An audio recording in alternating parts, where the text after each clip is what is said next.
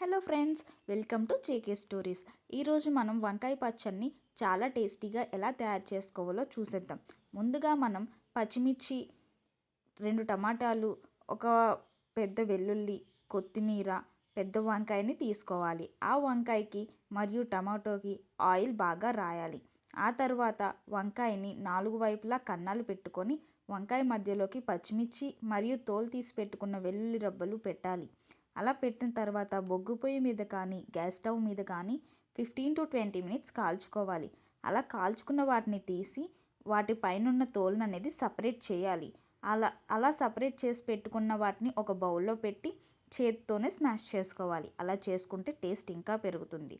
So ఆ తర్వాత pan పెట్టి ఆయిల్ వేసి పోపు దినుసులన్నీ వేసి బాగా ఫ్రై చేసుకొని మనం ముందుగా మిక్స్ చేసి పెట్టుకున్న ఆ వంకాయ పచ్చడిని వేయాలి.